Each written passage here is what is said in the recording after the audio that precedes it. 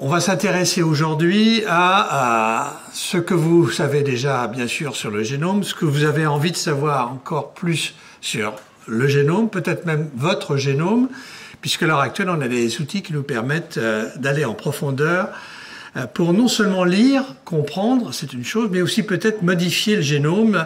Et vous avez certainement vu, et on en discutera durant cette présentation, dans la grande presse, des annonces sensationnelles, ce qui ne veut pas dire obligatoirement des bonnes annonces, mais des annonces qui ont fait sensation concernant la création de bébés génétiquement modifiés. Ça, c'est une nouvelle quand même majeure.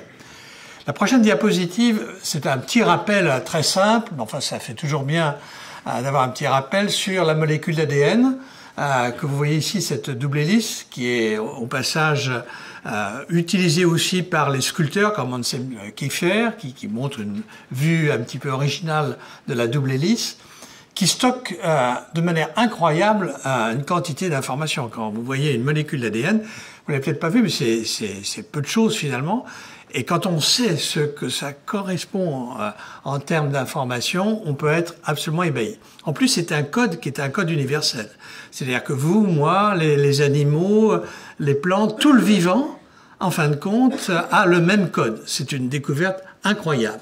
Chez nous, les hommes, on a 3 milliards de paires de bases et seulement 21 000 gènes. Je dis seulement parce qu'il y a des espèces qui en contiennent beaucoup plus, mais qui sont beaucoup moins évoluées intellectuellement que l'homme. Donc il n'y a pas une relation directe entre le nombre de gènes et le développement intellectuel. Ce qui est surprenant, c'est que quand on regarde la molécule d'ADN, il n'y en a qu'une toute petite partie finalement qui code pour des protéines, environ 2%. Et le reste, c'est un grand point d'interrogation. On commence à savoir à quoi ça correspond en termes de régulation de l'expression des gènes, mais tout de même, savoir qu'il y a 98% de notre ADN qui a des fonctions sans doute de régulation, mais qu'on ne connaît pas et qu'on est incapable encore à l'heure actuelle d'identifier de façon précise, ça laisse beaucoup de place, beaucoup de liberté à la recherche. Une des choses qui est tout à fait passionnante, c'est que finalement, entre vous et moi, il y a une base sur 1000 qui diffère. C'est quand même pas énorme, hein? Une sur 1000 qui diffère.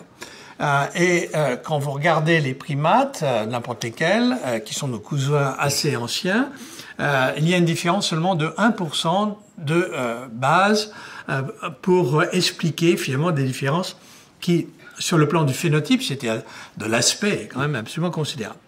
Alors la prochaine diapositive vous rappelle que il y a un génome somatique, c'est-à-dire nos cellules de la peau, du cœur, des muscles, etc. Toutes les cellules qui comportent 2 chromosomes. Alors que les cellules germinales, c'est les cellules ovocytaires ou du spermatozoïde, ont 1 chromosome. Et donc, au moment de l'appariement de l'ovule et du spermatozoïde, on va récupérer une cellule avec 2 chromosomes, vous le savez bien. Et puis il y a un génome mitochondrial qui est transmis par la mère. Donc quand on va parler de traitement génétique, où on va modifier le génome, il faut bien savoir de quoi on parle. C'est absolument fondamental. C'est pour ça que je voulais vous rappeler ça. On va parler de traitement génétique somatique, donc sur les cellules, la plupart des cellules, et puis de traitement de thérapie génique germinale. Cette fois-ci, ce sera sur les spermatogonies ou sur les précurseurs des ovules ou sur l'embryon au premier stade où on peut effectivement avoir un traitement de thérapie, donc une thérapie génétique germinale. La prochaine diapositive vous rappelle simplement cela, le jeu de paires de chromosomes, de 22 paires chez l'homme et chez la femme, avec en plus une paire soit de chromosomes sexuels XX pour la femme ou XY pour l'homme. Et donc, à l'œuf fécondé, on a, après la fusion ovule-spermatozoïde, une récupération du jeu de 22 paires avec les chromosomes sexuels X et Y. La diapositive suivante, c'est l'hérédité. L'hérédité, c'est le mélange de tout cela. Dieu merci, nous ne sommes pas des clones, donc nous héritons à la fois des gènes paternels et maternels. Diapositive suivante, avec évidemment la possibilité d'anomalies. Alors, je suis moi-même médecin et scientifique, médecin d'abord et scientifique ensuite, chronologiquement, si je puis dire, dans ma formation. Et évidemment, j'ai eu la chance, au cours de ma carrière, de voir une explosion de découvertes.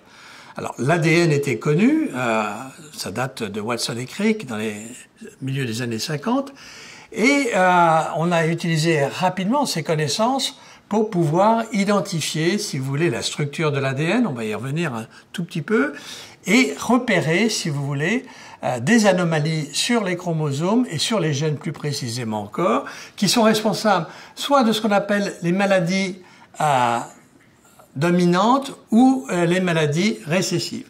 Une maladie dominante, ça veut dire qu'il suffit d'un gène malade pour que la maladie s'exprime. C'est le cas, par exemple, de la polykystose rénale, du cancer du sein, et des cancers du sein qui sont héréditaires. Et à ce moment-là, il suffit d'une copie d'un gène sur un chromosome pour que la maladie s'exprime. Alors, si une personne est affectée avec cette maladie, qu'elle se marie avec quelqu'un qui n'est pas affecté avec cette maladie, eh bien, du fait de la recombinaison au moment de la fécondation, il peut y avoir un enfant affecté, un enfant aussi affectés, donc 2 sur 4 qui vont être affectés, et 2 enfants qui ne seront pas affectés du tout de la maladie, qui ne seront pas non plus porteurs de la maladie. Donc si vous voulez, par exemple, quelqu'un dans une famille qui a une chorée de Huntington, qui est une maladie dramatique, les gens meurent à l'âge de 40-45 ans de démence, et c'est une condition absolument horrible, mais à 40-45 ans, ils ont eu le temps d'avoir des enfants.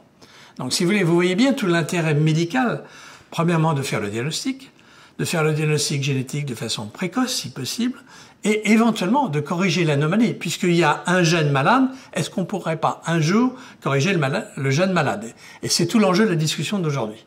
Mais vous avez aussi des maladies qui sont ce qu'on appelle récessives, c'est-à-dire qu'il faut avoir 2 copies du gène pour exprimer la maladie.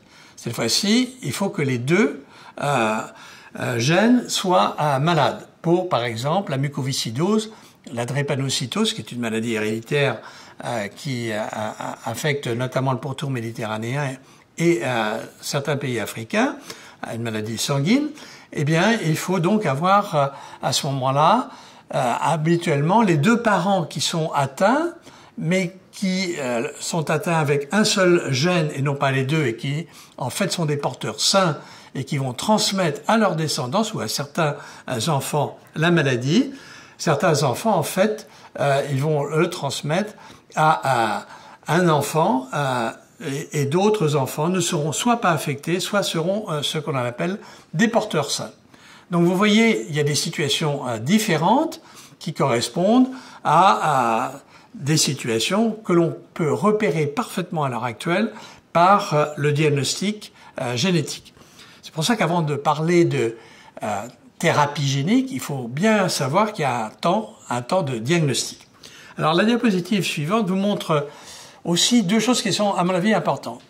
Vous avez le cas caricatural où vous avez un gène atteint, un ARN qui va être atteint, une protéine qui va être défectueuse, un phénotype, c'est-à-dire une maladie. C'est par exemple le cas du Huntington, d'accord? Là, il n'y a pas d'effet de l'environnement. Il y a une pénétrance forte, c'est-à-dire que pratiquement tous les enfants qui auront hérité du gène malade vont être atteints, avec une expression importante, comme dans le Huntington. Et ceci peut être vrai aussi bien d'ailleurs pour les maladies dominantes, maintenant vous savez ce que c'est, ou les maladies récessives. Et puis vous avez les maladies complexes, avec la prochaine, voilà, la diapositive vous montre ici que vous avez un gène qui peut coder en fait pour différents types d'ARN messagers, c'est ce qu'on appelle l'épissage différentiel, qui peuvent coder chacun pour différents types de protéines qui vont être remodifiées éventuellement au cours de leur formation ou au cours de la vie, ce qui va entraîner, je dirais, un phénotype complexe, c'est-à-dire que ça ne va pas être aussi simple et aussi caricatural que le cas précédent. Et donc, c'est par exemple le cas de l'obésité, du diabète, de l'hypertension. Alors moi, je travaille sur l'hypertension depuis très très longtemps. Et donc, très naïvement, je me suis dit, bah, c'est formidable, à partir du moment où il y a des découvertes qui se font en matière de génétique, on va trouver le gène de l'hypertension. Et on était vraiment, si vous voulez, au départ de cela, avec en plus pas mal d'hypertendus qu'on voyait à l'hôpital pour faire le diagnostic et les traiter. Dieu merci, on n'a pas attendu de faire de la génétique pour traiter les hypertendus. Mais moi, je me suis dit à un moment donné, avec mes collègues, je suis pas le seul, parce que moi, je suis pas un généticien vraiment, on s'est dit, bah, il doit y avoir un gène de l'hypertension. Puis on est passé à 5 gènes de l'hypertension. Puis on est passé à l'heure actuelle à peu près à 1 millier de variants génétiques subtils qui peuvent expliquer une petite partie de l'élévation de la pression artérielle. Si fait que, premier message, quand vous voyez dans la grande presse, on a découvert le gène de l'obésité, du cholestérol élevé, du vieillissement, etc., etc., c'est faux. On n'a rien découvert du tout. On a découvert des variants complexes à analyser qui peuvent, en se cumulant, effectivement expliquer en partie le niveau de la pression artérielle, du taux de cholestérol, le risque de faire un accident vasculaire cérébral. Mais vous voyez la complexité de cette génétique pour des maladies telles que on a habituellement à traiter. Les autres maladies dont je parlais tout à l'heure sont des maladies génétiques beaucoup mieux précises et déterminées, et on va continuer avec elles parce que c'est plus simple. Diapositive suivante. Alors le séquençage. Alors, donc comme je vous l'ai dit, structure de l'ADN découverte dans les années 50 et quelques, il a fallu du temps pour arriver à mettre au point des techniques de séquence, et à l'heure actuelle, on est capable de séquencer chez vous pratiquement l'ensemble du génome pour 100 à 200 euros. C'est absolument extraordinaire. C'était pas le cas il y a une quinzaine d'années, puisque quand on a fait la première fois la séquence complète du génome humain, ça a coûté un fric terrible. Vous voyez, enfin, on estime à 100 millions de dollars, mais si ça se trouve, c'est encore plus. Mais le point à l'heure actuelle, c'est qu'avec les nouvelles techniques de séquençage, on est capable d'avoir un accès, peut-être pas à la totalité du génome, mais celle qui nous intéresse, en tout cas sur la partie qui est codante, pour vraiment à un prix dérisoire. Et ça ne fait que baisser. Alors, il y a naturellement tout un business qui s'est créé derrière. C'est-à-dire que des compagnies, il n'y en a pas tellement en France, parce qu'au passage, on n'a pas le droit de se faire séquencer son génome aujourd'hui. Si vous vouliez le faire, je ne sais pas si... Est-ce que chez vous, vous connaissez quelqu'un qui s'est fait séquencer éventuellement son génome? S'il y a quelqu'un qui lève le doigt... Bon, voilà. Donc... Ah, ben voilà. Merci de me... Oui, alors, je ne suis pas suffisamment youtubeur pour... mais voilà, vous pouvez donc faire séquencer... Alors, c'est pas légal, hein. Il vous en coûtera, mais ça n'a jamais été appliqué, mais il vous en coûterait, disons, environ 3 ou 4 000 euros, ce qui est quand même pas rien du tout. Mais voilà, aux États-Unis, vous avez les boîtes comme Ancestry DNA, 23andMe qui fait allusion naturellement au nombre de chromosomes avec des données génétiques, et ils disent qu'effectivement, pour une dizaine de maladies, on peut, lorsque la maladie est vraiment liée à un défaut génétique précis, dire qu'il y a une chance de développer un cancer, un Parkinson, un Alzheimer. Eh bien là, tout de suite, je vous dis que c'est faux. On peut, oui, pour le cancer du sein, avoir une mutation qui peut être effectivement une mutation à risque, mais pour l'Alzheimer, on est incapable, à l'heure actuelle aujourd'hui, de dire que quelqu'un, génétiquement parlant, est à risque d'Alzheimer. C'est beaucoup plus compliqué que ça. La maladie de Parkinson, c'est la même chose, et je vous l'ai dit déjà pour l'hypertension et les autres maladies de ce type. Donc, si vous voulez, les offres de service, c'est uniquement pour gagner du fric, hein, sincèrement. Alors, il y a peut-être, on va en dire un mot tout à l'heure, aussi quelques intérêts pour trouver sa généalogie. C'est vrai. Mais enfin, c'est quand même autre chose. Le point important, c'est qu'il y a quand même une question éthique. Et on va parler d'éthique. On ne peut pas, en quelque sorte, lire, comprendre le génome et éventuellement le modifier sans se poser des questions éthiques. Donc, obligatoirement, cette discussion va entraîner une réflexion éthique au fur et à mesure du topo. La diapositive suivante. On va essayer de voir ce qu'on apporte avec donc le diagnostic génétique. D'abord, les maladies rares. C'est très important. Les maladies rares ne sont pas rares. C'est-à-dire qu'il y a quand même 2 millions de personnes en France qui sont atteintes de maladies rares. Simplement, il y a beaucoup de maladies rares, il y en a à peu près 7 à 8 000 différentes. Et donc, c'est très difficile pour un médecin de faire le diagnostic de maladie rare. Parce qu'il a très peu de chances de voir une maladie rare dans son exercice professionnel. S'il en voit une, il n'en verra pas deux, sauf si c'est la famille. Mais vous voyez la difficulté. Alors, on peut maintenant, sur certaines maladies, avoir, je dirais, un diagnostic de maladie rare. On peut à ce moment-là, c'est très important, faire, si on veut éviter la propagation de la maladie rare dans la famille, faire ce qu'on appelle un test préconceptionnel. C'est-à-dire qu'avant d'avoir un enfant, une famille qui a une histoire de maladie rare génétique grave, par exemple le Huntington, pour rester avec cette maladie, ou avec la thalassémie ou la drépanocytose, on peut faire chez les parents le diagnostic de maladie rare pour bien vérifier d'une part, et d'autre part, il peut y avoir même un diagnostic préimplantatoire, c'est-à-dire que avant d'implanter un embryon qui a été réalisé par fécondation in vitro, on peut vérifier que l'embryon a été sélectionné pour ne pas être porteur du gène qui est responsable de la maladie rare. D'accord? Donc ça permet d'avancer. Et éventuellement, il peut y avoir ce qu'on appelle le diagnostic prénatal, c'est-à-dire que la grossesse est en cours, il y a une suspicion de maladie génétique qu'on n'avait pas réalisée avant, peu importe les points. Le fait est qu'à un moment donné, on peut faire chez le fœtus qui se développe le diagnostic pour savoir s'il est porteur ou non de la mutation responsable de la maladie rare. Donc vous voyez un petit peu la palette de possibilités, diapositive suivante, pour rechercher des maladies rares dans le couple et au moment même de la conception et de la production de l'embryon. La deuxième chose, c'est la thérapeutique. Alors, le fait d'avoir un diagnostic génétique permet d'améliorer un certain nombre de traitements. Par exemple, dans le cancer, vous avez peut-être entendu parler de ce qu'on appelle la médecine personnalisée, mais la médecine est toujours personnalisée, c'est un peu idiot. On préfère, nous, le terme de médecine de précision. Médecine de précision, quelqu'un a un cancer donné, on peut récupérer la tumeur.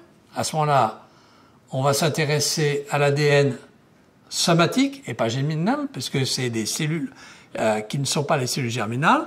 On va regarder dans la tumeur les mutations qui peuvent être existantes et adapter le traitement. De même que on peut, avec ce qu'on appelle la pharmacogénétique, repérer les susceptibilités de l'un ou de l'autre à des médicaments qui peuvent entraîner des allergies ou des effets secondaires. Donc on peut, là aussi, aider non seulement à la thérapeutique, mais aussi à la bonne tolérance de la thérapeutique. Et puis, il y a un aspect recherche, et ça c'est absolument passionnant, enfin je dis ça parce que moi je trouve ça passionnant, mais c'est de voir, par exemple, l'évolution en matière de génétique des populations. On voit très très bien que, par exemple, à l'origine d'une humanité qui était au départ dans l'Afrique orientale, comme vous le savez, eh bien, il y a eu des migrations et on peut retrouver, si vous voulez, à des endroits donnés, l'origine de ces migrations et suivre en quelque sorte à la carte génétique, les migrations des populations. Et puis, il y a ce qu'on appelle la paléogénétique, c'est-à-dire sur des os ou des fragments de peau, de tissus très anciens, des dizaines de milliers d'années, vous pouvez là aussi récupérer de l'ADN, faire l'analyse génétique de façon à voir les types de mutations qui ont pu se produire. C'est comme ça qu'on sait que vous et moi, on a un petit peu de Néandertal dans notre génome, parce qu'on a eu des Néandertaliens purs dont on a pu montrer, si vous voulez, l'analyse du génome avec telle et telle séquence. Et chez tout individu à l'heure actuelle, pratiquement, on estime qu'il y a 2% de Néandertaliens. Et comme on découvre de nouvelles espèces de l'homme, c'est pas de l'homo sapiens, c'est de l'homo, mais proche, on peut penser qu'on va encore raffiner tout cela et qu'on est un composite subtil, finalement, de ces populations qui sont nos très anciens cousins, enfin des cousins avec qui on a copulé, puisqu'on a justement eu de l'ADN en commun. Diapositive suivante. Alors, c'est ce qu'on appelle l'application récréative, j'imagine, pour les youtubeurs, parce que vous pouvez connaître votre généalogie, connaître vos origines ethniques et géographiques, comme je viens de vous l'indiquer, vous pouvez remonter assez loin. Voilà.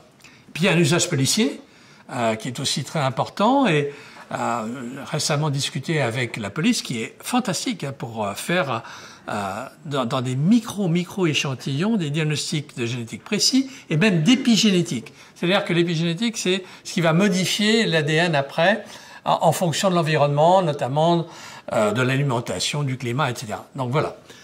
Alors maintenant, on va parler vraiment de la modification du génome. Et je vais vous dire un mot de la modification des génomes végétaux et animaux, mais surtout, je vais parler des modifications ciblées des génomes humains.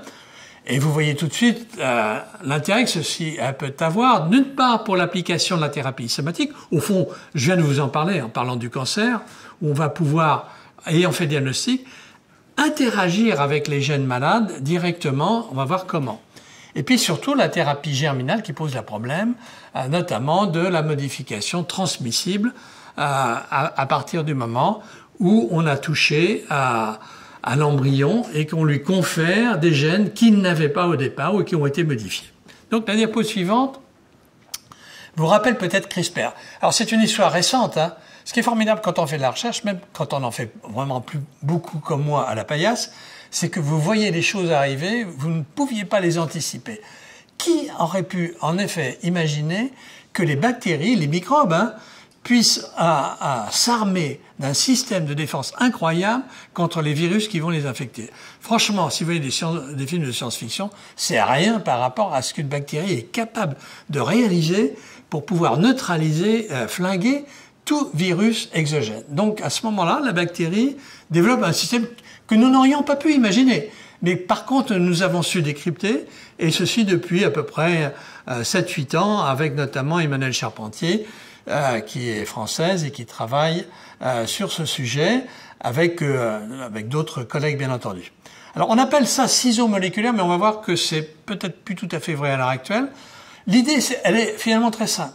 La bactérie reçoit un virus, et pour pouvoir reconnaître le virus et le neutraliser, il faut qu'elle intègre un certain nombre d'informations génétiques du virus. C'est-à-dire qu'elle s'approprie, en quelque sorte, si vous voulez, des propriétés génétiques du virus pour pouvoir, lorsqu'elle va le rencontrer une deuxième fois, cette fois-ci, il n'y aura pas de quartier, le virus va être éliminé. Et donc, elle le fait avec un système assez ingénieux que vous allez voir. Alors, diapositive suivante, le système est le suivant. Vous avez l'hélice en double brin, d'accord, qui va être détordue à un moment donné par une protéine qu'on appelle Cas9, qui est la protéine que vous voyez en vert ici.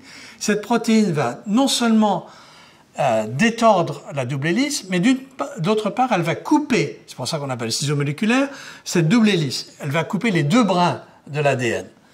Et puis, dans le système Cas9, il y a un ARN que vous voyez ici avec les petits peignes qui va s'hybrider avec la molécule d'ADN qui a été coupée.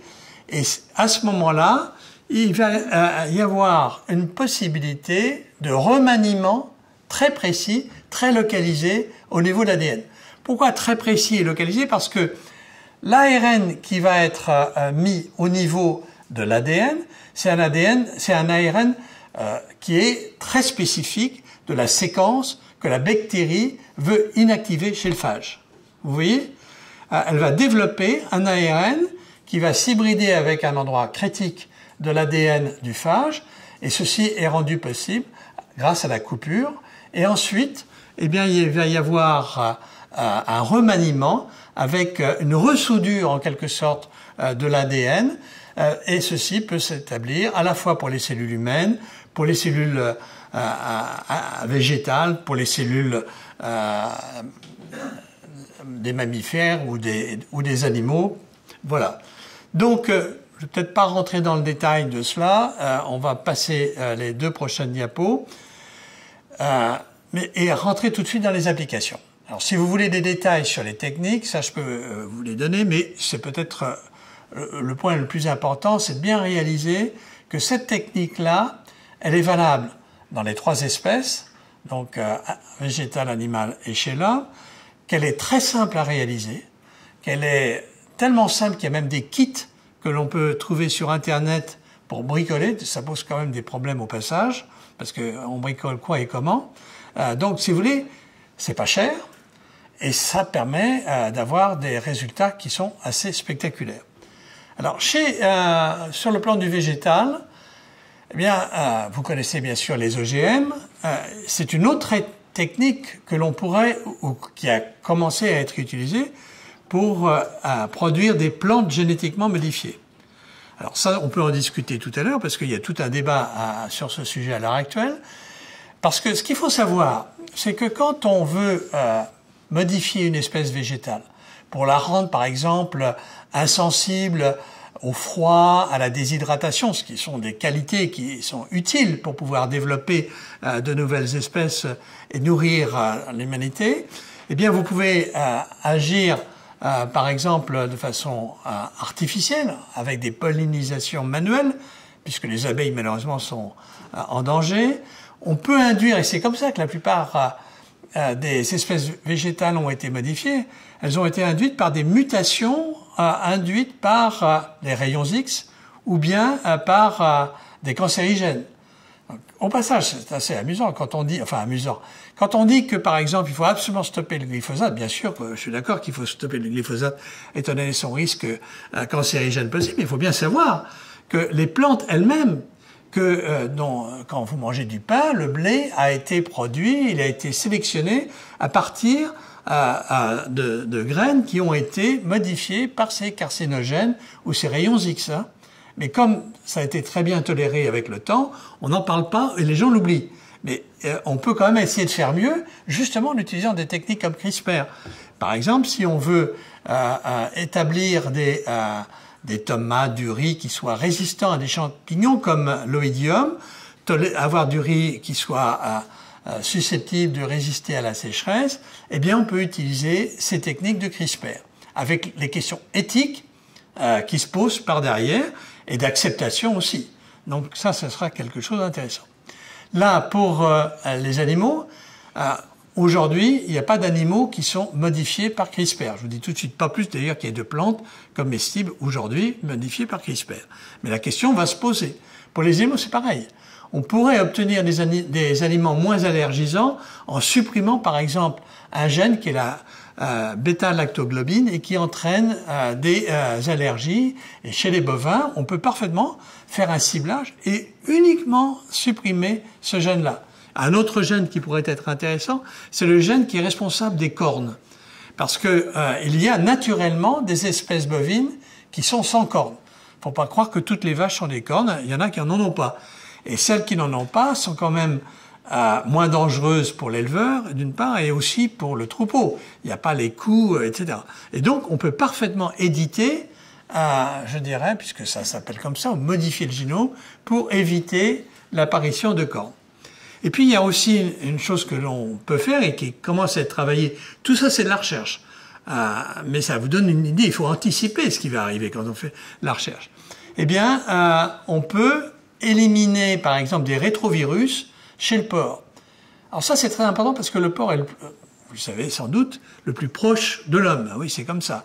Eh bien, le porc, par exemple, si on veut faire des greffes rénales, des greffes cardiaques, eh bien, on pourrait utiliser un rein de porc, un cœur de porc. Le problème est que le porc a beaucoup de virus et donc on pourrait, avec CRISPR, éliminer d'abord les antigènes porcins, ou ceux qui sont les plus importants, et d'autre part, éliminer aussi les virus porcins.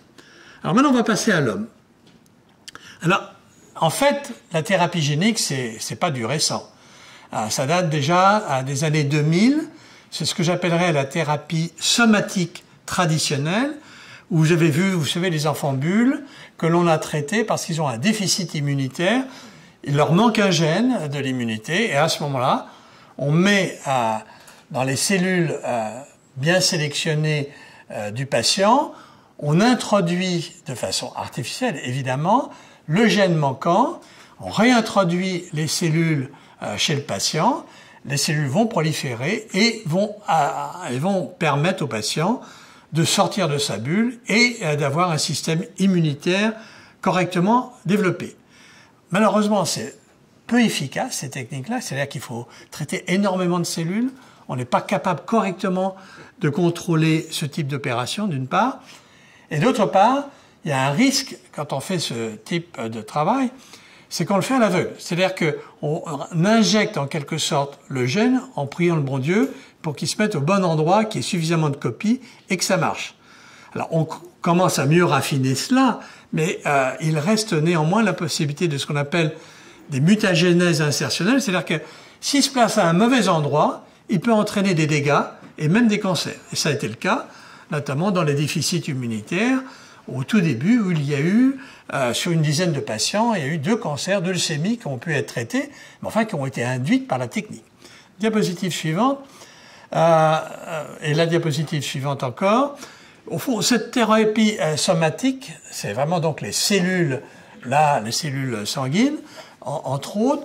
On fait comme je viens de vous le dire, on prélève les cellules, on les transfecte en culture cellulaire, on les met en quelque sorte dans des boîtes ou dans des tubes, et puis on transfecte le gène en question, on sélectionne, on réinjecte chez le patient, et on a ainsi une possibilité de traitement pour les maladies sanguines, comme la thalassémie, la drépanocytose, certaines maladies infectieuses, le cancer, c'est possible aussi, et on peut réinjecter, si vous voulez, ces cellules et avoir un effet, notamment pour le cancer à l'heure actuelle. Il y a des résultats qui sont assez spectaculaires. Dans le mélanome, une tumeur cutanée qui est épouvantable, qui donne des métastases partout, lorsque on bricole en quelque sorte ces cellules avec des gènes qui vont stimuler l'immunité anticancéreuse. Là, finalement, il n'y a pas de problème éthique. Il y a un problème réglementaire. Donc, il faut bien distinguer les choses. L'ANSM, c'est l'Agence nationale de sécurité du médicament, qui va recevoir le protocole de recherche et qui va l'accepter. Et la liste n'est pas finie, puisque on peut faire aussi ce qu'on appelle de la thérapie somatique in vivo. C'est-à-dire qu'on ne va pas prendre les cellules, les mettre en culture in vitro, puis les réinjecter. On peut faire cela directement, par exemple pour l'hémophilie. Il y a une forme d'hémophilie qui peut être traitée de cette manière-là. Et on pense, mais ça c'est plus difficile, qu'on pourrait le faire aussi in vivo avec d'autres maladies qui vous sont indiquées ici. Donc pour tout cela, il n'y a pas de question éthique. En revanche, dès qu'on va commencer à s'intéresser à la thérapie germinale, qui est soit la thérapie au niveau de l'ovule, soit la thérapie au niveau des spermatozoïdes, soit la thérapie au niveau de l'embryon, à ce moment-là, on va toucher à la possibilité de reproduire chez les enfants produits par l'embryon et par ensuite le développement, vous allez pouvoir reproduire la modification que vous avez induite. Donc le génome est modifié et cette modification est transmise à la descendance. Et c'est là que se posent vraiment les problèmes éthiques. Alors, est-ce que, au fond, il s'agit d'un cas d'école? Est-ce que c'est une théorie? Est-ce que finalement, en pratique, c'est exclu? Ben, c'est ce qu'on va voir. Ben, d'abord, il y a une question qui se pose en médecine de la reproduction, c'est ce qu'on appelle les anomalies du développement embryonnaire précoce. Vous savez qu'il y a des fausses couches, et il y a pas mal de fausses couches à l'heure actuelle. Vous savez aussi qu'à l'heure actuelle, il y a une stérilité qui peut être féminine, mais aussi, et maintenant plus préoccupante, masculine. Et on ne sait pas très bien quels sont les gènes qui sont responsables de ça. Et si on ne sait pas le mécanisme génétique sous-jacent, il sera bien difficile de pouvoir trouver des traitements. Et donc, si vous voulez, il y a une première application de la thérapie germinale, mais in vitro, sans réimplantation de l'embryon, que l'on peut faire pour comprendre la fonction d'un ou plusieurs gènes impliqués dans le développement embryonnaire précoce. Et ça a débuté en Angleterre, par exemple. En France, c'est théoriquement possible, mais très difficile. Je ne suis pas au courant à l'heure actuelle d'études qui ont débuté, mais il y a, par exemple, nos collègues anglais ont travaillé cette question et montré qu'il y a un des gènes du développement qui, lorsqu'il est muté, lorsqu'il est défectueux, entraîne ces avortements précoces. Et donc, on peut comprendre au moins ce qui se passe. La diapositive suivante montre maintenant les autres applications qui sont effectivement les plus brûlantes. ce sont les applications thérapeutiques potentielles. Je vous ai parlé suffisamment de maladies dramatiques héréditaires. Est-ce qu'on ne pourrait pas quand même, dans ces cas exceptionnels, modifier le génome, soit au niveau de l'embryon, soit au niveau des gamètes, et avoir ainsi une correction, une édition, et avoir la production d'un embryon sain, puis d'un fœtus et d'un enfant. Diapositive suivante. Alors, ceci pose quand même un certain nombre de questions techniques que les chercheurs se posent immédiatement. On peut avoir des problèmes lorsque l'on réintroduit le gène théoriquement corrigé. Il peut ne pas être aussi bien corrigé qu'on le croit. Il peut s'insérer au mauvais endroit. Je vous ai montré comment on coupait, comment on sélectionnait l'endroit de coupure avec l'ARN, vous voyez, mais ça peut se faire de façon plus ou moins parfaite. Il peut y avoir, avec tout ce bricolage, en quelque sorte, qu'on contrôle depuis que quelques années, à peine, il peut y avoir des mutations qu'on n'a pas du tout prévues, qui vont arriver soit au niveau de l'endroit qu'on veut précisément modifier, soit ailleurs, quelque part dans le génome, et avoir des effets sérieux.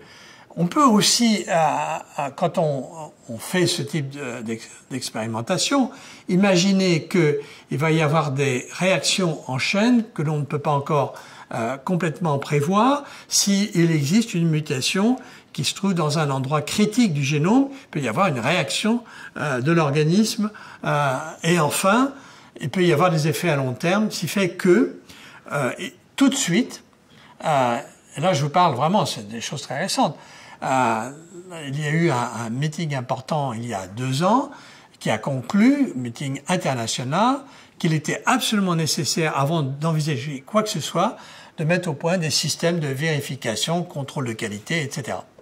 Or, diapositive suivante, vous avez entendu parler par la grande presse de ce qui a fait sensation au mois de novembre dernier, qui est la naissance de 2 jumelles avec des modifications du génome germinal. Alors, c'est un chercheur qui a inactivé un gène qui est un des récepteurs du virus du sida. Il a modifié un des récepteurs, il y a plusieurs récepteurs, et donc c'est un co-récepteur du virus, donc on n'est pas absolument certain d'abord que cette mutation soit efficace à 100% pour éviter l'infection par le sida.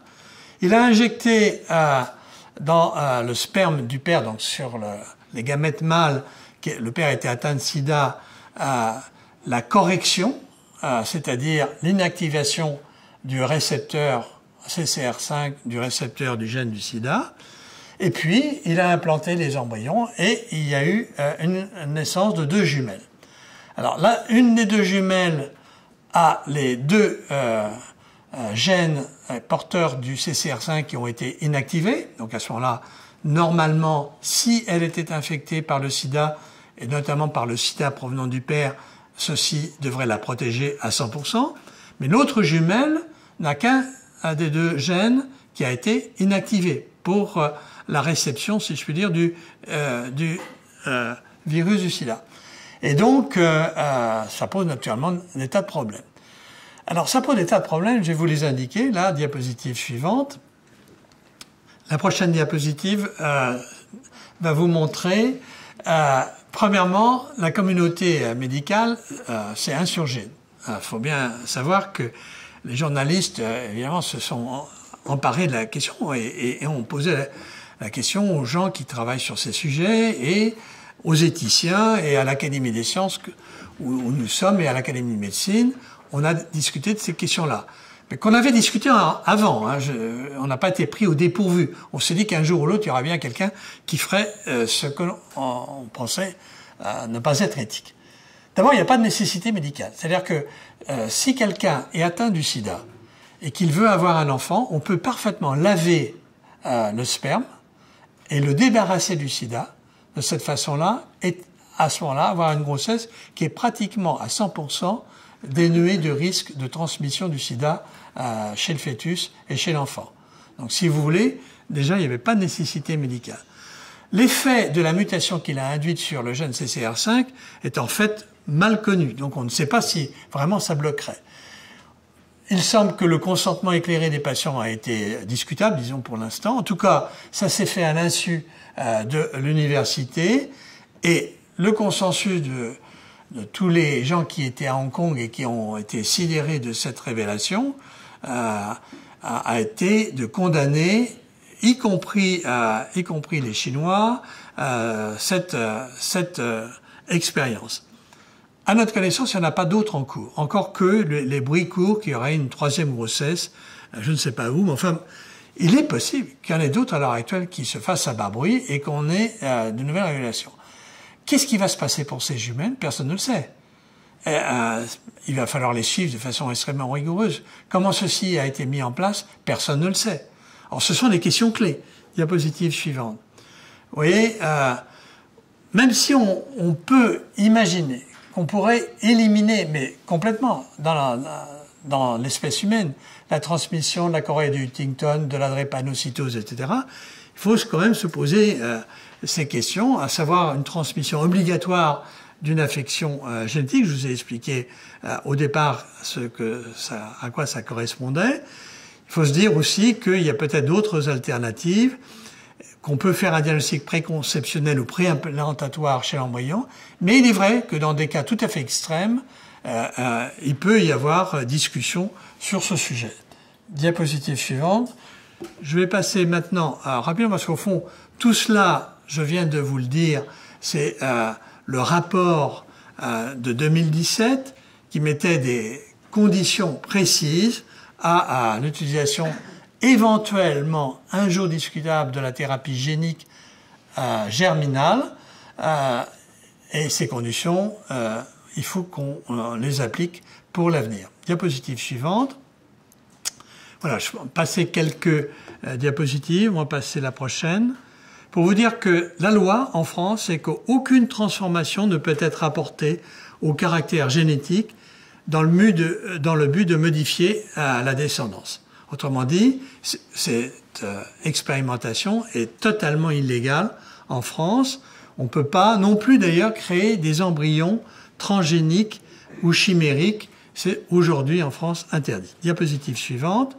Là, vous voyez au passage que les pays ont des législations assez différentes les unes des autres.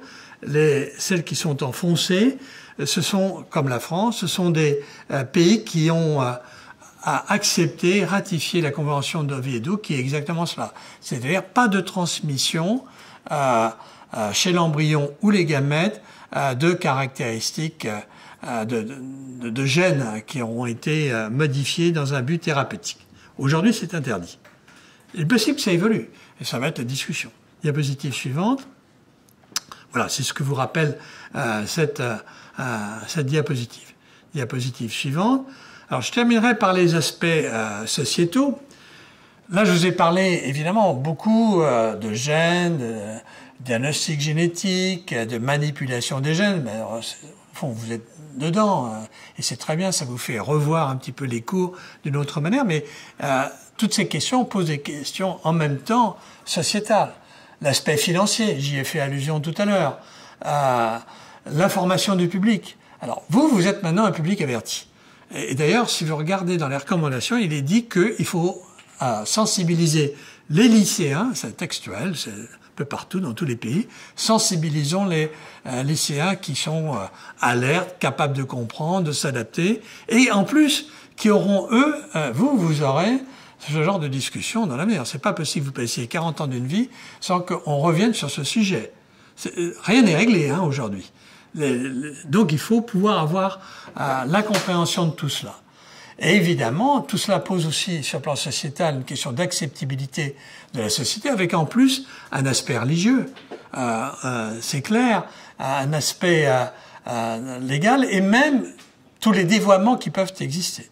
Il y a ce qu'on appelle les cliniques dévoyées, ou encore ce qu'on appelle la biologie de garage. Je ne sais pas si vous connaissez ce terme, mais la biologie de garage, c'est de faire dans son garage des expériences. Et je vous l'ai dit, on peut acheter des kits. Donc c'est pas de la théorie, c'est de la pratique.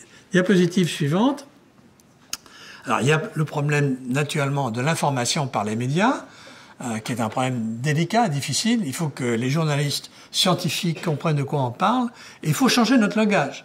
J'ai pas parlé d'édition du génome, j'ai pas parlé non plus de manipulation du génome. Je crois qu'il faut parler plutôt de thérapeutique, parce qu'au fond, c'est la finalité qui compte.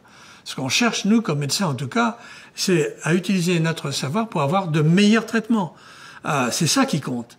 Donc, on n'est pas là pour manipuler l'espèce humaine. On est là pour améliorer les conditions de vie des enfants qui naissent d'une famille qui souffre d'une maladie gravissime. Diapositive suivante. Voilà. Alors, quand on regarde CRISPR-Cas9, il y a seulement 9% des Français qui en ont entendu parler, 76% qui disent qu'ils sont OK pour utiliser ce type d'approche pour une maladie génétique, et qui, en revanche, disent 30% pour modifier l'embryon humain dans un but, alors cette fois-ci, non pas de traitement, mais d'amélioration. Vous connaissez l'histoire, j'aimerais bien que mes enfants aient des yeux bleus, qu'ils soient plus grands, plus intelligents que moi, et très sportifs, et pas obèses, et ceci et cela. À ce moment-là, docteur, diapositive suivante, je crois que c'est ça, vous avez peut-être vu le film Bienvenue à Gattaca, où vous avez les gènes qui sont nécessaires chez l'individu pour qu'il soit super performant dans une société super performante. Voilà.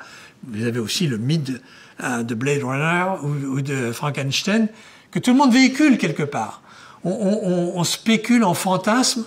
Moi, ce que je voudrais, c'est que vous ne fantasmiez pas, mais que vous posiez maintenant des bonnes questions. Parce que diapositive suivante, je termine par les... Vous voyez, quand on fait un topo comme ça, on le fait pas seul. On le fait avec d'autres gens parce que il faut avoir des avis sur le plan éthique, sur le plan de la pratique pédiatrique, sur le plan des collègues américains, anglais et chinois qui ont une éthique contrairement à ce que les gens racontent quelquefois.